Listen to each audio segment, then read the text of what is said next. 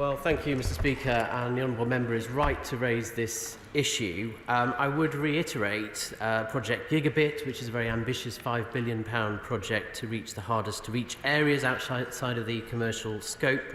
Also, alpha trials using satellites, two of which are in the Snowdonia National Park. There are, as he'll be aware, also opportunities through the Mid Wales growth deal, but I would be happy to meet him to discuss what more we can do. And in terms of mobile networks, of course, there is the shared rural network alongside the use of the Home Office's extended area service infrastructure. Michael Fabric. The Honourable Member for Ceredigion is absolutely right to raise the issues that he has. He's often right, actually. But can I, in contrast, just say that, and I declare an interest, Mr. Speaker, that in the Dysynni Valley, for example, in Gwynedd, broadband and fibre to the premises was connected after being a complete not-spot for so many years. So can I say to my honourable friend, can he carry on with the hard work that is going on to ensure that there is gigabit connection within Cymru, Wales? Minister. Thank you, Mr. Speaker. I know my honourable friend is a regular visitor to Wales, and he is quite right. The importance of broadband, both to people's modern way of life and also to business. So there has been progress, but there is much more to do. Right. Can I come to the Shadow Secretary of State, Joe Stevens? Happy St David's Day, Mr. Speaker, and thank you and London Welsh School for such a lovely flag-raising ceremony this morning. Mr. Speaker, on the subject of digital connectivity, EU structural funds have helped our universities deliver research, innovation and skills development across areas that his government considers a priority, including digital transformation. Many of these projects now face a cliff edge as EU structural funds finish, with 60 projects in Wales due to end this year, putting around 1,000 skilled jobs at risk.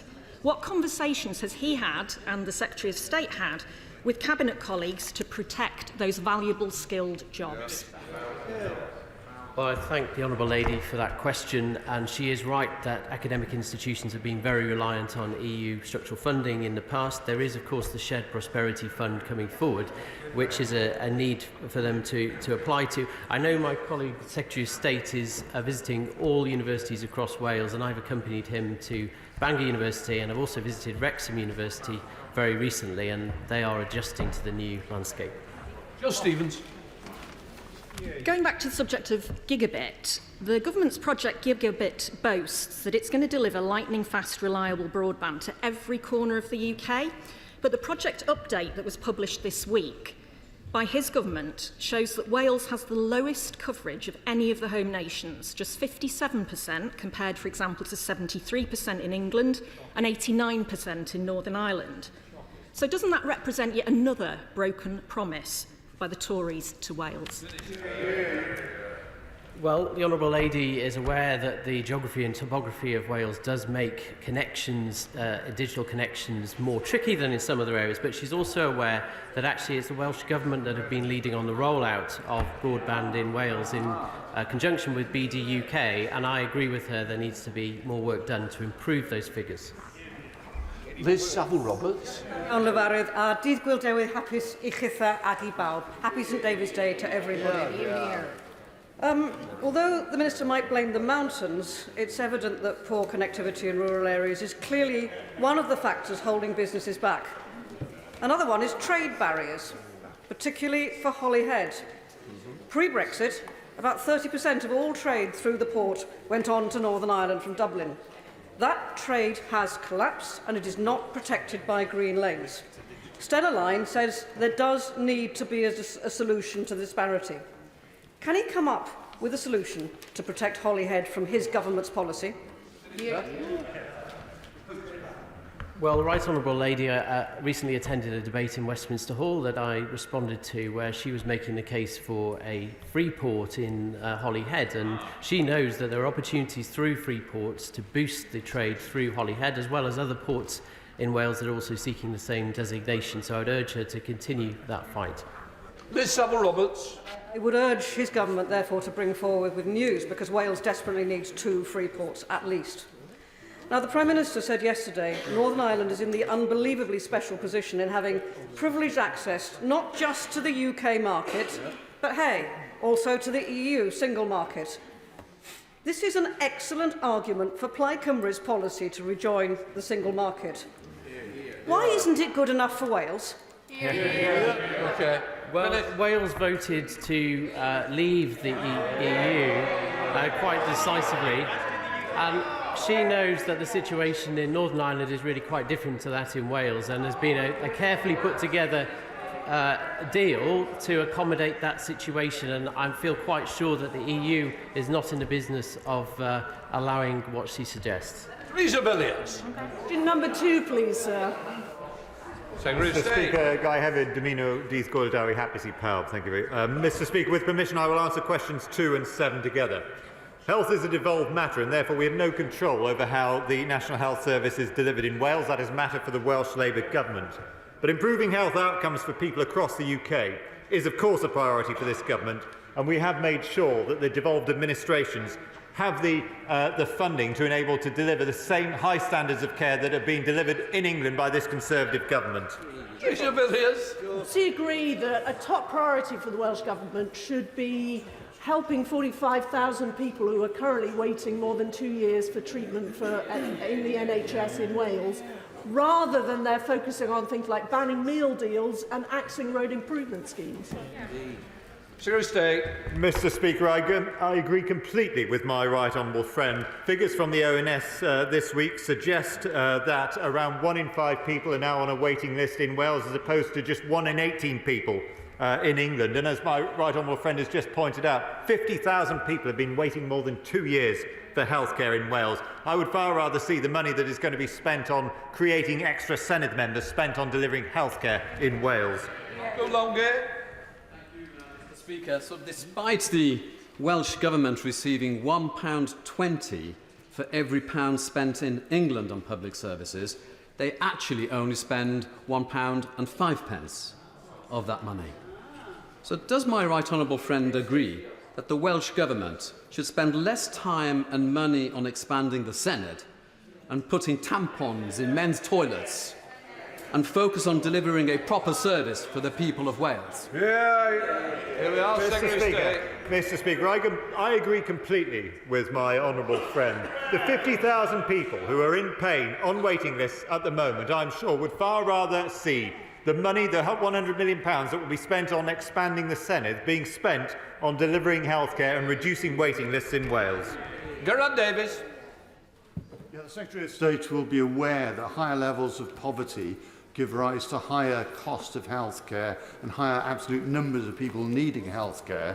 So how can he justify the fact that Wales doesn't get its 5% share of HS2, £5 billion, and is losing enormous amounts of money from EU funding that he promised would be provided, and thousands of jobs in Welsh universities? We need that productivity to alleviate poverty, to put less pressure on the NHS. It's his fault that those waiting lists are growing. Well, Mr. Speaker, I certainly don't recognise the figures he's come up with on HS2. The fact of the matter is that the UK government has replaced EU funding in full through the Shared Prosperity Scheme and the Community Ownership Fund, the Community Renewable Fund, Levelling Up funds and much else besides. And the UK government has also made certain that £1.20 is delivered per head of population for NHS care in Wales, as opposed to £1 in England. It's very hard for the honourable gentleman to explain why it is that Wales receives more money to deliver healthcare and yet delivers lower standards. Justin Oswald. Speaker, if the UK Government were to uplift NHS and social care pay in England to the level in Scotland, it would unlock funding for all the devolved nations to support their national health services through the cost of living crisis. Will the Secretary of State discuss the possibility of a pay uplift and its impact on Wales with Cabinet colleagues? Here. Well, so State. Mr. Speaker, first of all, the honourable lady is right that Scotland is very generously funded. She seems to be making an argument that perhaps that Wales and England should receive more money per head than Scotland does at the moment, and that she'd be happy with that. I doubt it very much. But, Mr. Speaker, the reality is that despite the generous funding that the honourable lady and her government receives, they have also very, very poor health outcomes, and some of their own members have said the healthcare in Scotland is close to collapse. Jeff Smith. Question 3, Mr Speaker. Minister. Thank you, Mr Speaker. With permission, I will answer questions 3 and 4 together. The UK Government is committed to supporting renewable energy generation in Wales, including for innovative tidal stream technologies at Morlais through our flagship Contracts for Difference scheme. I will continue to work across government to ensure we can capitalise on the huge renewable energy opportunities Wales has to offer. Jeff Smith. Thank you, Mr Speaker. The best way to bring down bills for Welsh businesses long term is to help transition away from fossil fuels. That's why Labour is calling for a national wealth fund so we can help industries like Welsh Steel win the race of the future. What comparable steps is the government going to do to help heavy industry decarbonise? Minister. Well, thank you, Mr Speaker. The Government has an ambitious programme to decarbonise this country by 2050, and we have provided £21.5 million to the South Wales Industrial Cluster to decarbonise heavy industry and support the transition to net zero. And of course, the opportunities for floating offshore wind in that region could be critical too. Liz Twist. Mr Speaker, a Labour government will more than quadruple offshore wind to make the UK a clean energy superpower, making the most of the fantastic natural resources in Wales. When will his government match that ambition so that sectors like Welsh offshore wind can achieve their full potential? Minister. Thank you, Mr Speaker. And as I mentioned in the previous question, there is an ambitious programme for offshore wind, including floating offshore wind in South West Wales and South West England.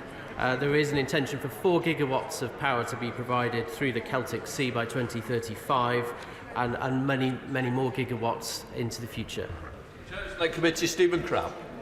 Mr Speaker, and on this St David's Day there's lots of reasons to be positive about the Welsh economy, not least the role that Wales will play in delivering greater energy security for the UK and helping move us to net zero. So on that theme, Mr Speaker, would the Minister agree with me? We have a brilliant opportunity with deploying floating offshore wind in the Celtic Sea, but we do need the government to go ahead and give us the Celtic free port for South Wales and a huge opportunity on Ynys Môn with developing new gigawatt-scale nuclear power. Well, my right honourable friend is once again a strong campaigner on this front, and I'd also like to add, of course, that there's £60 million being invested in Pembroke Dock in the marine project through the Swansea Bay City deal. So there's plenty of potential for his region. Sir Oliver Hill. To agree with me that over recent months we've seen better cooperation between the European Union and the UK over energy. And does he agree with me that the Windsor framework will mean that we can go much further? It will release the potential to have energy security and also the prices hopefully come down as a result of that sort of cooperation, which will help Wales. Minister. He's right, of course, that cooperation is always a good thing, and in fact interconnectors are critical to our energy security. I met only last week a company proposing to connect mainland Great Britain with the Republic of Ireland over the second interconnector. Shadow Minister Gerald Jones.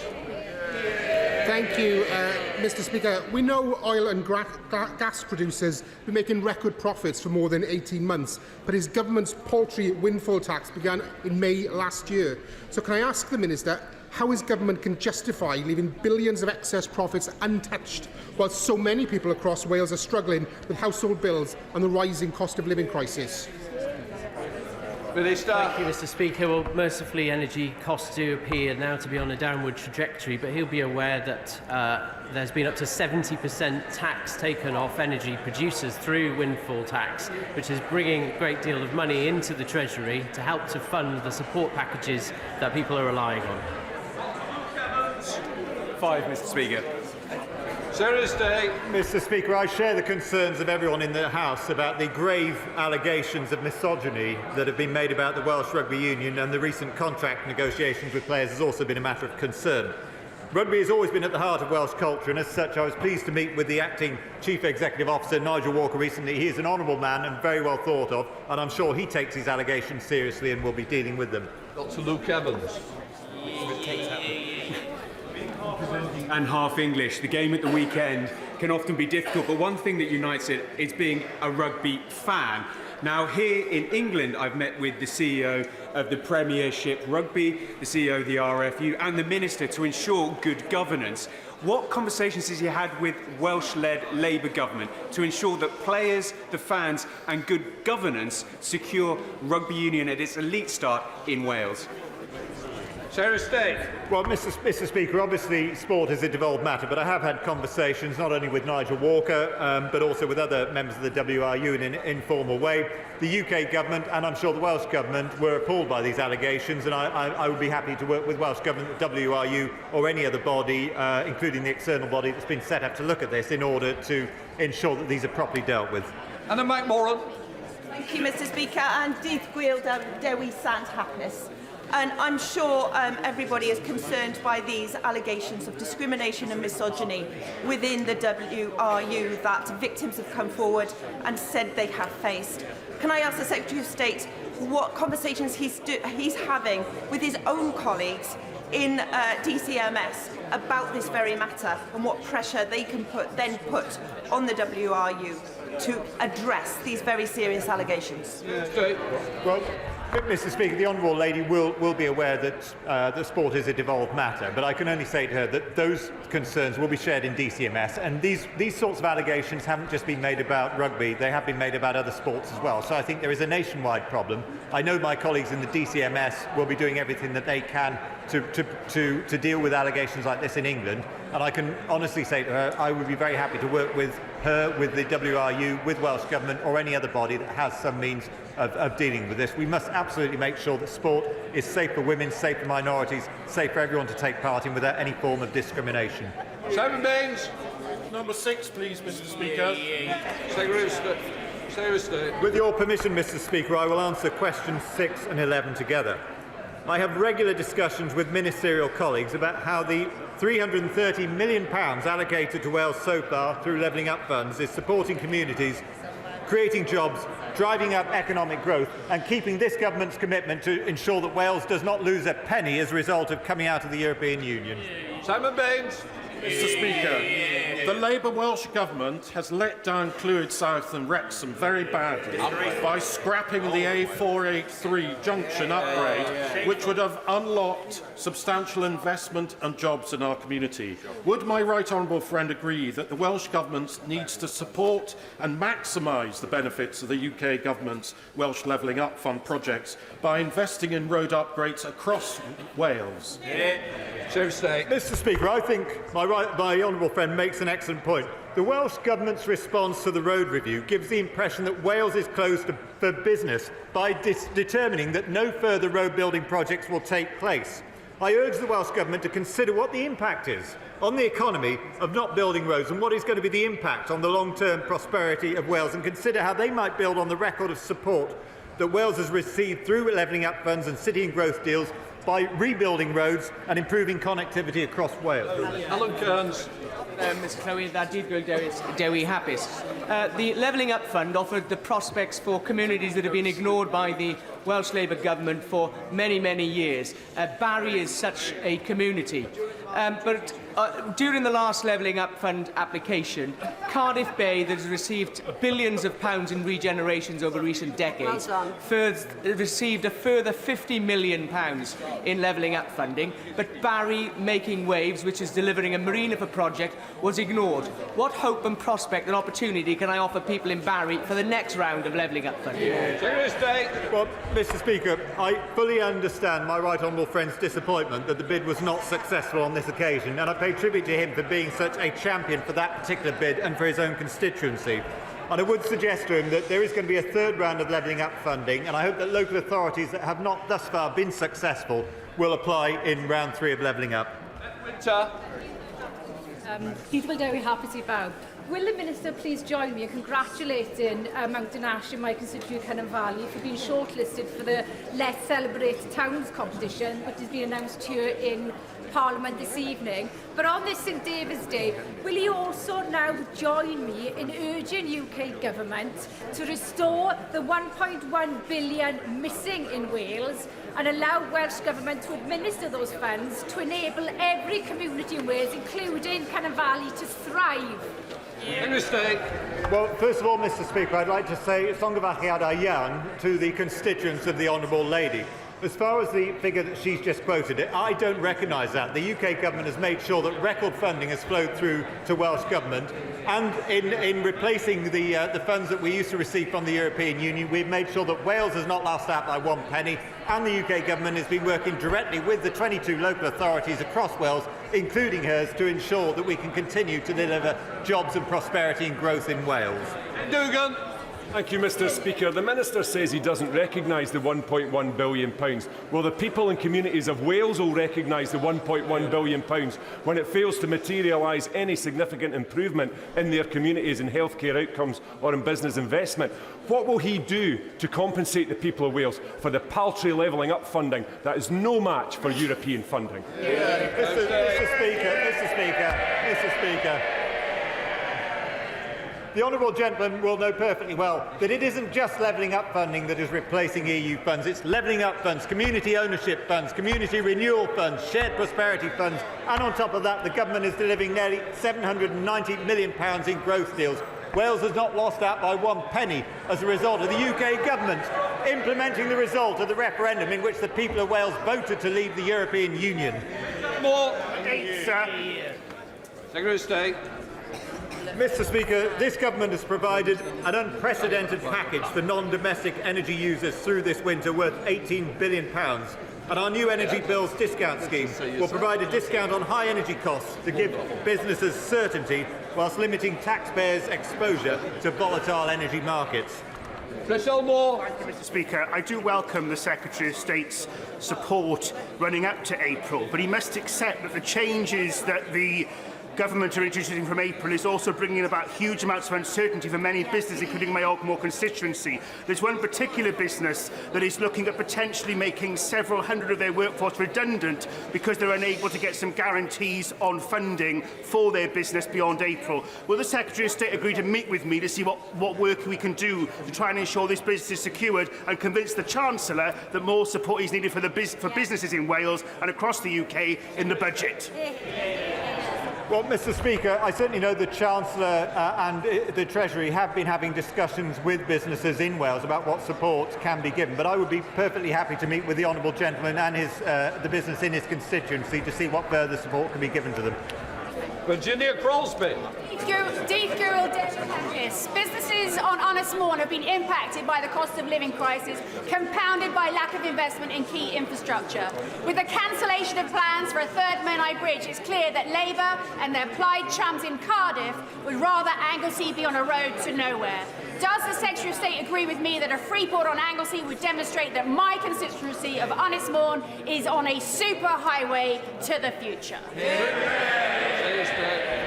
Well, Mr. Speaker, could I pay tribute to the Honourable Lady, who's been a doughty champion for not only a free port, but also a nuclear power station and for a third Menai Bridge within her own constituency of Ynys Môn. And she must have been as disappointed as I was that the Welsh Labour government have decided that they will build no more roads in Wales, meaning that her constituents are going to lose out as a result of not being able to have that vital road connection. Mr. Rees.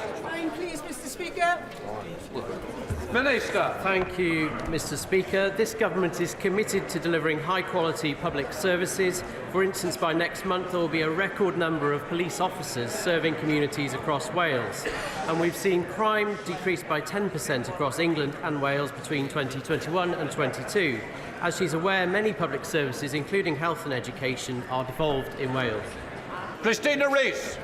Will the Minister urge his colleagues to accept the Welsh Affairs Committee's recommendation that HS2 is reclassified as an England-only project? Wales will then receive Barnett consequentials estimated at £5 billion, allowing the Welsh Labour government to continue to expand public transport services. And people in Wales can receive the same benefits from HS2 as those in England, Scotland and Northern Ireland. Minister. Thank you for that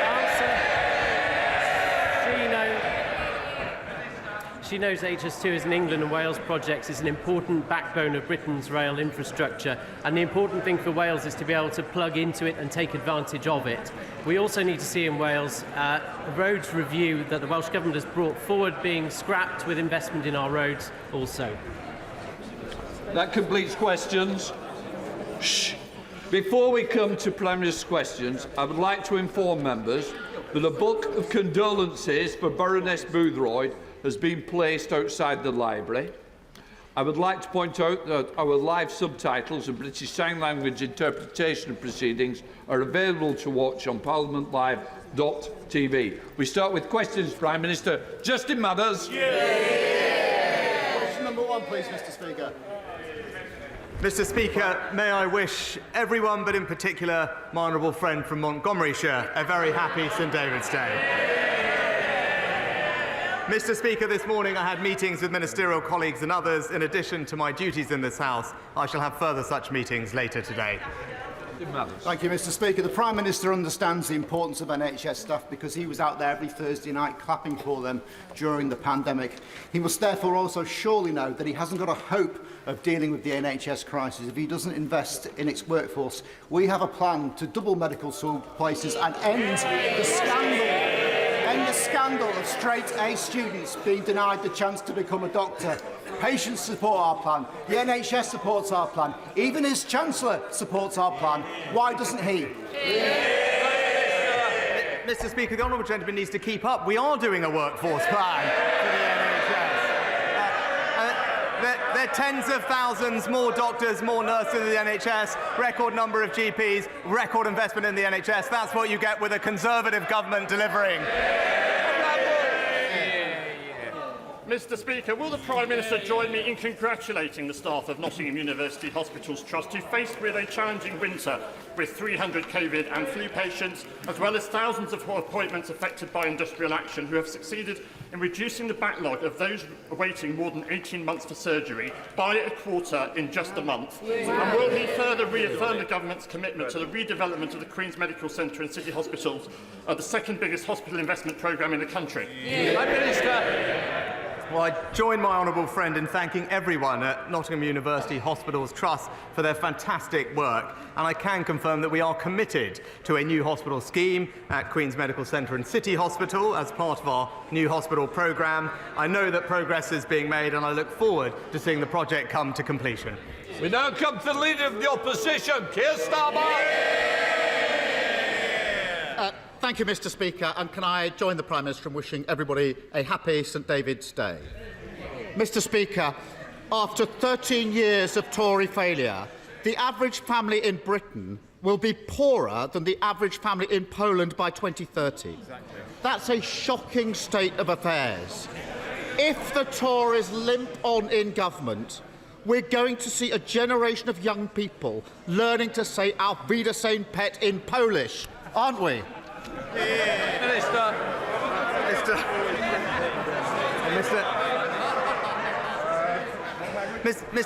Mr. Speaker, it's clear to everyone that the biggest impact on households' living standards is the energy prices that we're suffering at the moment as a result of an illegal war in Ukraine. And I'll just remind the honourable gentleman what we are doing to ease people through that. Because of our energy price guarantee, right now the government is paying over half of a typical household energy bill, saving households right now £1,000. It is one of the most generous support schemes globally. Now, he knows future decisions to support cost of living are for the budget, but if he's concerned about the cost of living, what he should do is stop making inflationary, unfunded spending commitments and back our plan to halve inflation. The dictionary definition for unfunded commitments is last year's kamikaze budget. Mr. Speaker, the only country in the G7 still poorer than it was before the pandemic, and he stands there pretending it's all fine. Total denial about the damage and decline that he is presiding over. Delivering growth and tackling the cost of living crisis will mean standing up to vested interests. Energy bills are going to go up by £900 in April. He knows he's going to have to act, But who's going to pay? Hard-working families through higher taxes and more borrowing, or the oil and gas giants celebrating record profits? Well, Mr. Speaker, I know the honourable gentleman. He made a rare trip out of North London to visit Davos. Recently. Perhaps while he was there, he missed the survey of 4,000 global CEOs from 100 different countries that ranked the United Kingdom as their #1 European investment destination.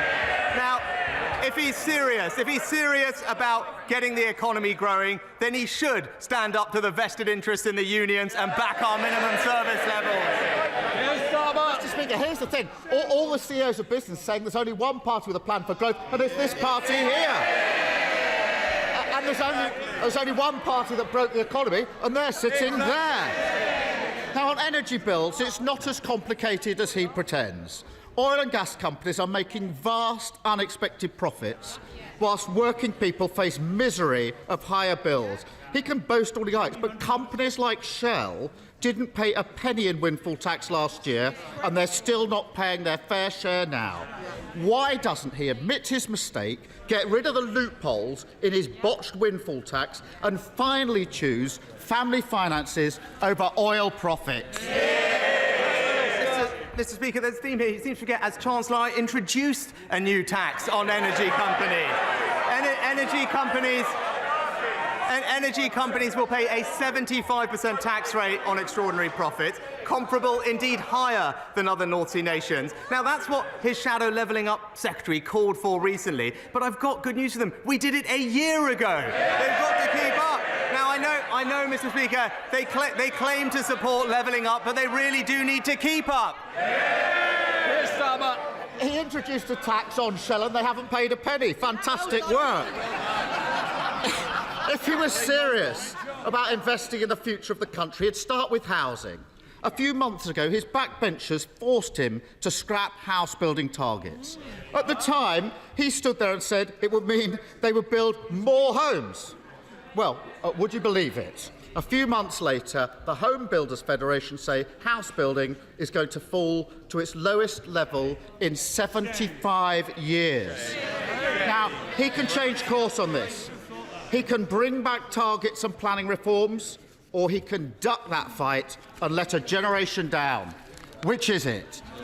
Prime Minister. Actually, Mr. Speaker, we've had recordly high numbers of house building and indeed the highest number of first-time buyers in around 20 years under this government. But he talks about investing for the long term of our country, and that's important when it comes to energy security, Mr. Speaker. But Labour's policy is to oppose any new oil and gas licences in the North Sea. It is an absurd policy that would see us paying billions to countries abroad for our energy while shipping it here with twice the carbon emissions. It's typical political posturing. It's bad for the economy. It's bad for our security, just like the Labour Party. What? Because of the noise, I don't think the Prime Minister is hearing the questions, because I do think it was on house building. Keir Starmer.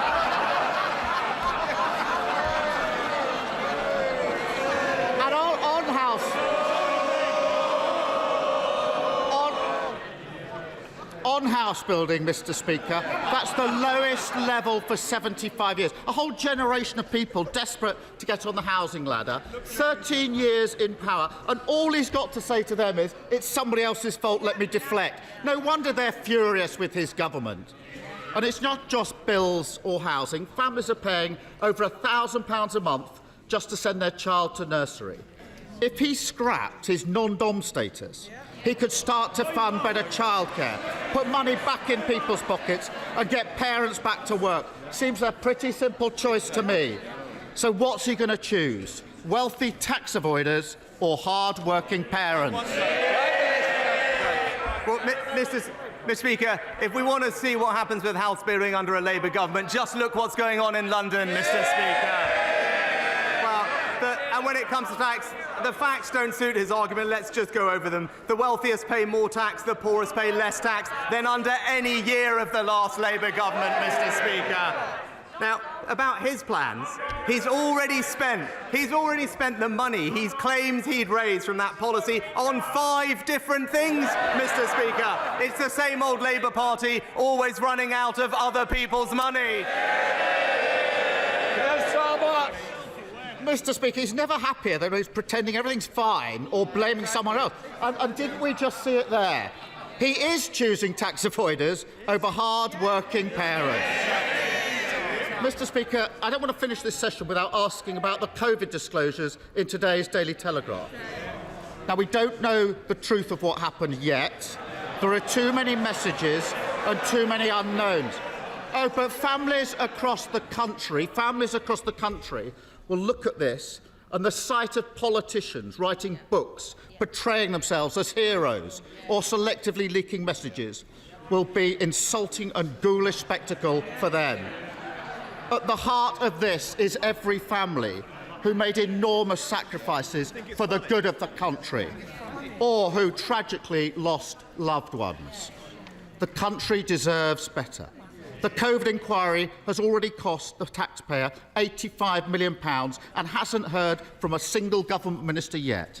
So can the Prime Minister assure the House no more delays, that the inquiry will have whatever support it needs to report by the end of this year? Minister. Well, Mr. Speaker, the last couple of years were an incredibly difficult time for everyone involved in the health service, and I pay tribute to all their hard work, and I know the House will join me in that regard. And now, rather than comment on piecemeal bits of information, I'm sure the honourable gentleman will agree with me the right way for these things to be looked at is the COVID inquiry. That's why we've established the COVID inquiry. And he will know, as he has mentioned it 1 or 2 times before, that he was a lawyer in a previous life, that there is a proper process to these things. It is an independent inquiry. It has the resources it needs. It has the powers it needs. And what we should all do in this House is let them get on and do their job.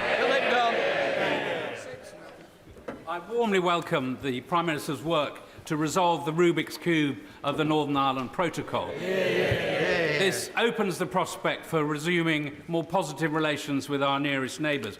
Last week, Imperial College generously hosted an event to celebrate 25 years of the Environmental Audit Committee's scrutiny work. Academics from Imperial and the other world-class universities that support our work have been clamouring to re-engage with their research partners through Horizon and other programmes. Can my right honourable friend assure the House that he has commenced negotiations to resume an association for the UK with Horizon Europe? Prime Minister. Well, I thank my right honourable friend for his support for the Windsor framework. He's right about the benefits that it can bring, and also join him in paying tribute to our incredible research community who do a fantastic job. I can assure my right honourable friend that we will continue to work with the EU in a range of areas, not just research collaboration, but also strengthening our sanctions against Russia, energy security, and crucially, illegal migration. I look forward to those discussions and hope we can conclude them productively on a range of different areas. We now come to SNP leader Stephen Flynn. Mr. Speaker, yesterday the Prime Minister said that EU single market access was special, exciting and attractive. If that's the case, why is he denying it to the rest of us? Prime Minister. Well, Mr. Speaker, it's disappointing that the honourable gentleman is seeking to play politics with the situation in Northern Ireland.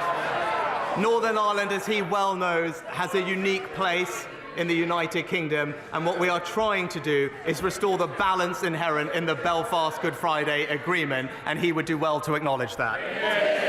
Stephen Flynn. Mr. Speaker, let's be clear. What the Prime Minister said yesterday was that EU single market access will be a good thing for business. Now, of course, that's in contrast to the leader of the Labour Party, who said in December that EU single market access would not boost economic growth. Does it hurt the Prime Minister to know that the Labour Party believe in Brexit more than he does? Mr. Speaker, with regard to Northern Ireland, the important thing to note is to avoid a land border on the island of Ireland between North and South. That is what is crucial to achieve in getting the right framework for the arrangements in Northern Ireland, and the businesses there that trade across that border on a daily basis with complex supply chains need and value that access. That is something that the Windsor framework has sought to achieve, and I believe delivers it. It's not about the macro issue of membership of the European Union. It's about getting the right mechanisms in place to support businesses and communities in Northern Ireland. And I would say to the honourable gentleman, he knows better than that. He knows that this is about Northern Ireland, and I hope that he can support what we've agreed. Virginia Crosby. Thank you, Mr. Speaker. I'm sure the Prime Minister, like me, was excited to see the first new nuclear reactor for a UK power station in more than 3 decades arrive at Hinkley-C this week. Will the Prime Minister make it his personal mission to deliver vital new nuclear power at Wilver in my constituency of Unismorn, one of the best nuclear sites in the UK? Prime Minister. Well, when it comes to our energy policy, the important thing is to focus on our long-term energy security. That means more renewables, more offshore wind, hydrogen, CCS, and indeed more nuclear. Wilfer remains one of the best nuclear sites in the UK, and the strong support from the local community and indeed my honourable friend makes an attractive site for the UK's nuclear revival, and I know great nuclear, British nuclear, when that body is up and running, will be taking a very close look at it. Colin Beastwood. Well, I have to say, Mr. Speaker, it's great to hear the conversion that the Prime Minister has had on the benefits of the single market. Given Northern Ireland's access to the dual market, both markets, and the benefits that brings, will his government commit to investing in infrastructure and higher education provision to maximise that benefit? Prime Minister. Well, thank you, Mr. Speaker. I thank my honourable friend for his engagement and support in developing the Windsor framework. I think it delivers on what he wanted, which is to ensure that we do protect Northern Ireland's businesses and the supply chains that they have, and I can give him that commitment. He and I both want to see more investment in Northern Ireland, not just from the government, but also from the private sector. This agreement will unlock that investment. But critically, a step on that journey is to have a reformed executive, something that I know everyone in this House would like to see. Sir Oliver Hill. Does my right honourable friend agree that in these difficult times the free world must stand together? And with that in mind, would he also agree that strengthening our friendships and support with other countries in Europe is important? Will he welcome the delegation here today from Lithuania? And does he agree with me that the decision to hold the head of states of NATO meeting in Lithuania, in Vilnius in July, shows what a strong ally they are, and also how important we think it is to strengthen the eastern flank? Prime Minister. No, I agree with my right honourable friend. I'm delighted that Lithuania and the city of Vilnius will host the NATO Leaders Summit in July, and the UK does have a strong and growing relationship with Lithuania. It was just yesterday that their defence minister was here supporting our efforts together with them to train Ukrainian soldiers, and at the summit we will work together to ensure we can deter and defend against Russian aggression by making sure that we implement the next phase of the most radical military transformation since the 1960s. Sarah Chuck. To date, 79 people have been killed on smart motorways. Last January, the government said it would pause their rollout. The Prime Minister said smart motorways are unpopular because they are unsafe. We need to listen to drivers and stop with the pursuit of policies that go against common sense. Since then, 3 new schemes have gone live, with 3 more expected shortly. Prime Minister, especially during a cost of living crisis, how do you justify pushing ahead with these death trap roads? Prime Minister. Well, Mr. Speaker, safety on our roads is our absolute priority, and we will do everything we can to make sure drivers do feel safe. Last year, we in fact paused the rollout of smart motorways not already in construction while we consider the data and next steps. And in the meantime, we've committed almost £900 million for safety improvements across the entire network. Angela Richardson. evening. Zero Carbon Guildford won national recognition here in Parliament, receiving the Climate Coalition's Innovative UK Community Project Award. They've taken what is often an overwhelming subject and turned it into local issues with tangible solutions to give people agency. Will my right honourable friend join me in congratulating all the volunteers, including Ben, Izzy and Mark, on their award, and does he agree that grassroots organisations like Zero Carbon Guildford are key stakeholders in our national journey to achieve net zero? Prime Minister. I join my honourable friend in congratulating Zero Carbon Guildford for receiving the Climate Coalition's Innovative UK Community Project Award. She's absolutely right that community empowerment, engagement and action can play a role in supporting the UK's transition to net zero, enabling communities to access the benefits that it brings, from greener jobs to improved health. Smith. Thank you, Mr. Speaker. Last week I met with RCN nurses, and one of the biggest challenges that they face is the crumbling buildings of the Royal Lancaster Infirmary. Hospital bosses were promised capital funding as part of one of these so-called 40 new hospitals back in January, but it's March and they haven't seen a penny. So how many broken hospitals and broken promises will it take for the Prime Minister to finally fix something? Well, Mr. Speaker, we're investing record sums in the hospital capital upgrade programme across the country. I'm very happy to make sure that we're making progress on the scheme that she mentioned and ensure that gets the detail of that. But not just the 40 hospitals, but 90 upgrades around the country and up to 300 community diagnostic centres and electrical surgical hubs. This is a government that is backing the NHS with the resources it needs. Craig Tracy. Mr. Speaker, the tragic death of more than 50 people over the weekend when their small boat broke up off the coast of Italy is a sad reminder of the total disregard for life that the illegal traffickers who facilitate these crossings have in order to make their money. So can the Prime Minister set out what steps he's taken to bring an end to this barbaric trade, and also to reassure my constituents that stopping illegal immigration remains a key priority for this government? Prime Minister. My honourable friend is right that the tragic incident near Italy at the weekend demonstrates how too well illegal crossings put lives at risk. That's why last year the Home Secretary and I announced 5 new measures to tackle the problem of small boats crossings, including the largest ever boats deal with France and a landmark deal with Albania. But we must do more, and as soon as the legislation is ready, it will be brought to this House to ensure that if you arrive in this country illegally, you will not be able to stay. You will be swiftly detained and removed to your own country or a safe third country alternative. That is the right and responsible way to tackle this problem. Joanna Chorley. Thank you, Mr. Speaker. The Prime Minister and I have one thing in common. We've both had to step in and sort out legal and constitutional messes created by his predecessor but one, the Right Honourable Member for Uxbridge. Now, the Prime Minister has boasted that his new Brexit deal puts Northern Ireland in an unbelievably special position because it will have access to both the UK and the EU markets. And he said that this makes it the world's most exciting economic zone. So my question for the Prime Minister is this. If there can be a very, very special status for the province of Northern Ireland, why can't there be a very, very special status for the nation of Scotland?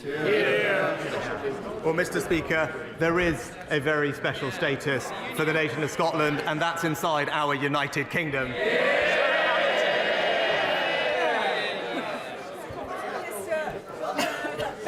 Cadwallader University Health Board was yet again put in special measures. The chairman and the whole board resigned en masse as they no longer have faith in the Welsh Labour government. Yet on a call earlier this week, the Welsh Health Minister told me that it wasn't Welsh Labour government's fault that healthcare has collapsed in North Wales. Now, given that Labour run the NHS in North Wales, can he suggest to the people of North Wales whose fault it is and who should put it right? Prime Minister.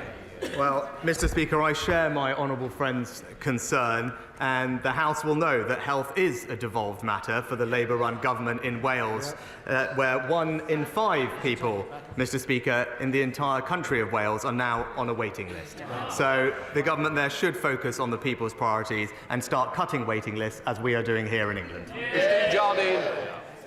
Thank you, Mr. Speaker. A recent survey I did in Edinburgh West showed that a heartbreaking 80% of those who responded said the high cost of energy meant they would have to ration it. Now, I do not represent a deprived area of the country.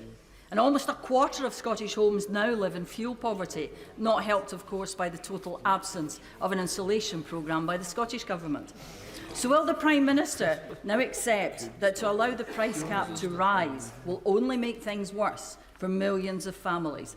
And given the significant reduction in the costs of wholesale energy, will he accept that it's now time to listen to the Liberal Democrats and cut bills to April of last year's levels?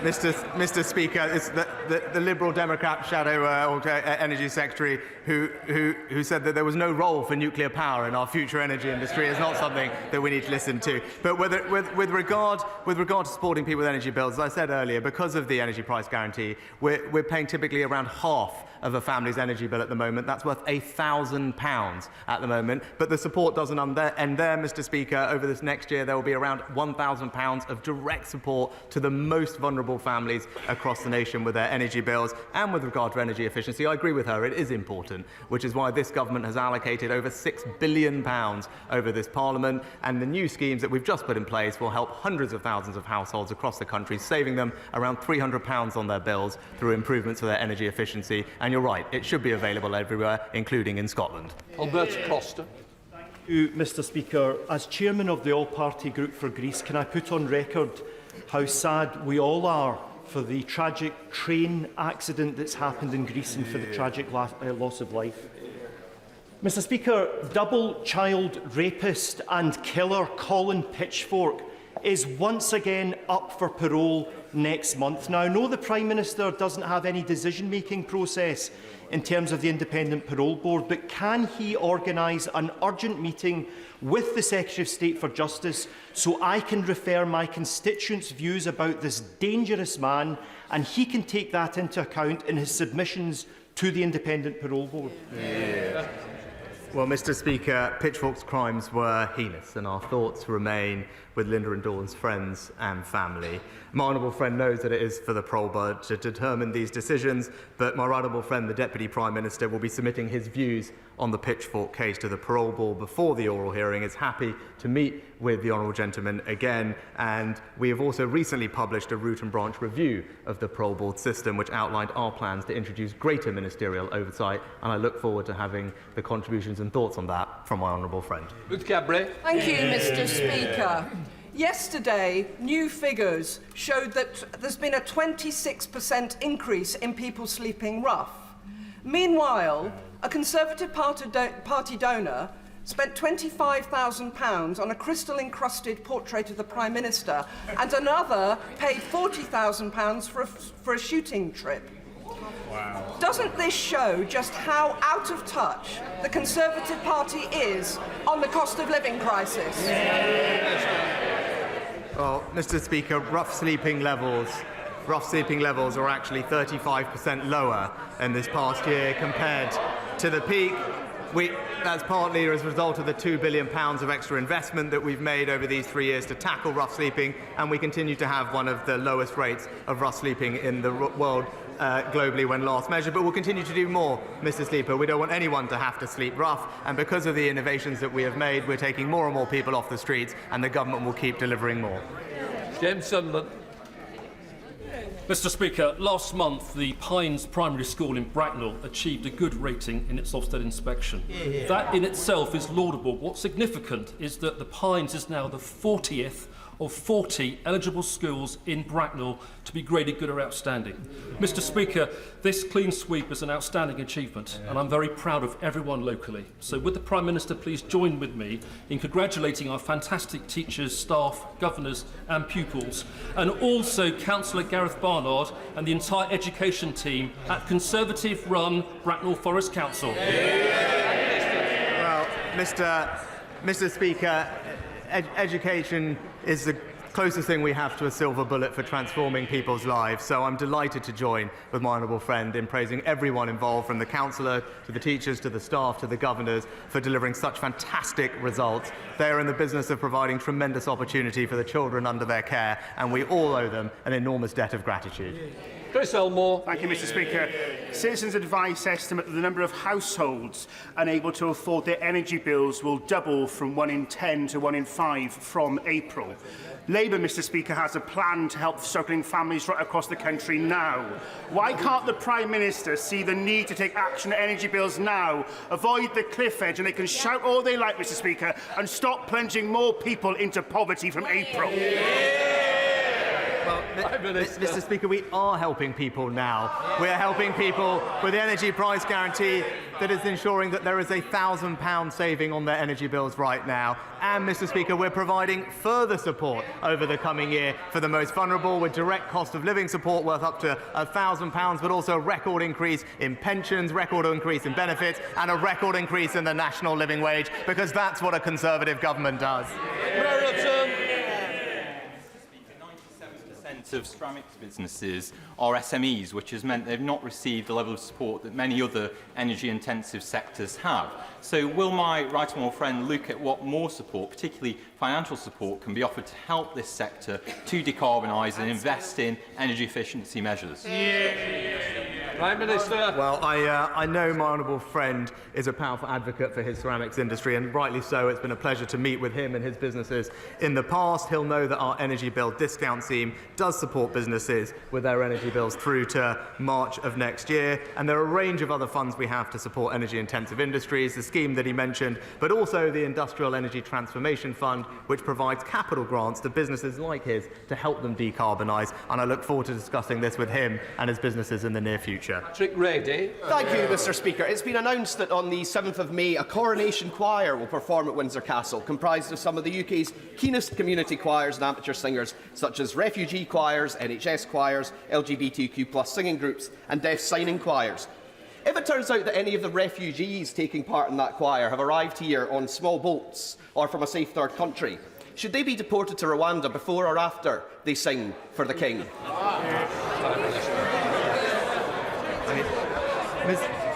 Mr Speaker, Mr Speaker, it's amazing. It is amazing when previously we have had a question about the awful tragedy of illegal migration that happened just recently, that the honourable gentleman can't accept that it is, in fact, there is absolutely nothing compassionate about tolerating illegal migration when people are dying. That's why this government will bring forward legislation to improve the system here, and it is absolutely right that if people come here illegally, they should be back sent to a safe alternative, because that is the only way we will break the cycle of these criminal gangs and stop people dying needlessly. Thank you, Mr Speaker. A school in my constituency was complaining that they cannot afford to turn the heating on.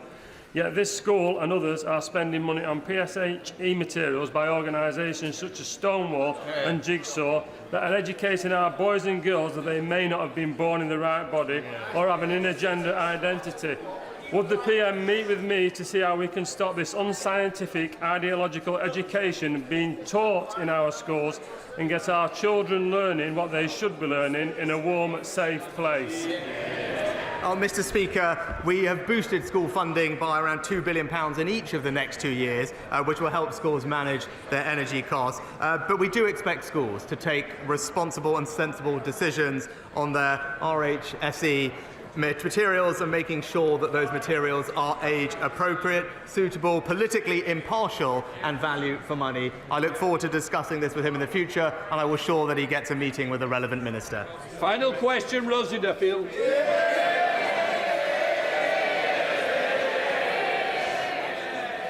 Thank you, Mr. Speaker. The Prime Minister may be aware of Sky News' investigation and report today on the over-the-counter sales of nitrous oxide or laughing gas to children and young teenagers.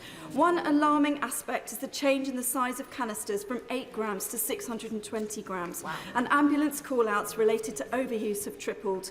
Instead of criminalising the young people who buy nitrous oxide, isn't it time to take urgent action against those knowingly selling this harmful and potentially life-changing substance to children underage? Can I thank the honourable lady for her question? I share her concern and the concern of members across the House about nitrous oxide's detrimental impact on communities, its contribution to antisocial behaviour, and indeed I mentioned it in the speech I made at the beginning of this year specifically. The Advisory Council on the Misuse of Drugs is conducting a review of nitrous oxide and is looking particularly at this question. The Home Secretary has asked them to expedite their review, and we will consider their advice carefully when it is received. That completes Prime Minister's questions.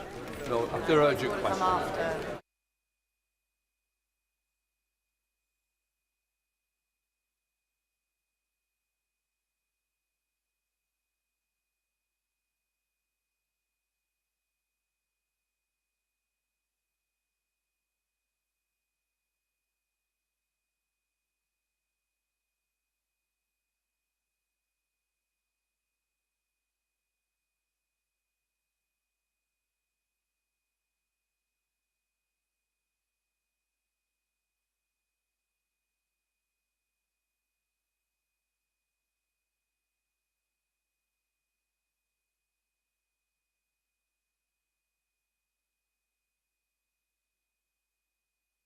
We now come to the urgent question.